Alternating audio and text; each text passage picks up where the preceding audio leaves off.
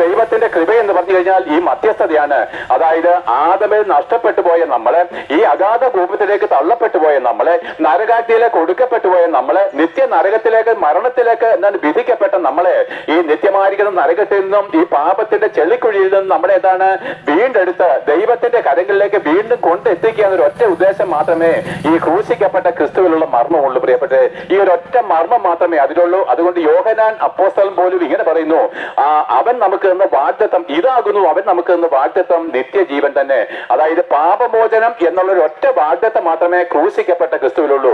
അതുകൊണ്ടാണ് പറഞ്ഞത് നമ്മുടെ ഭാരങ്ങളെ ചുമന്നുകൊണ്ട് അവൻ ക്രൂശിലേക്ക് പോയി. പത്രോസ് പറയുന്നു നമ്മുടെ പാപങ്ങളെ ചുമന്നുകൊണ്ട് അവൻ ക്രൂശിന്മേൽ കയറി.